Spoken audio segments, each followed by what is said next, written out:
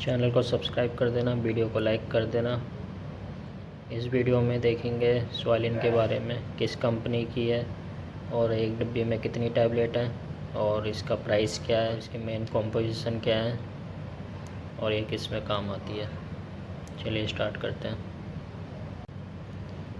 ये हमदर्द कंपनी की है। ये नेचुरल कफ कोल्ड रेमेडी में काम आती है स्वालिन। इसके अंदर जो है 60 टैबलेट निकलती है जो 65 रुपये की है। और इस जो ये मेन जो बनी हुई है ये तुलसी बांसा मुलेठी से बनी हुई है, जो कि गले में खराश, कोल्ड या ब्रोंकाइटिस वगैरह ऐसी कोई दिक्कत या खांसी है तो इसको आप 2 से 3 टैबलेट ले सकते हैं और इसे चूसना है धीरे धीरे।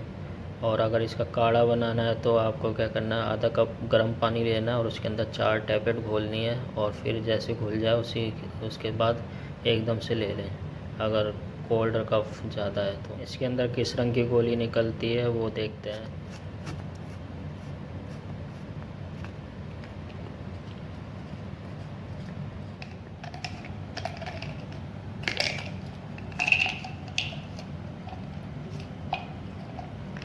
इसके अंदर जो टैबलेट निकलेगी वो इस टाइप से निकलेगी, आप जो दिख रही है।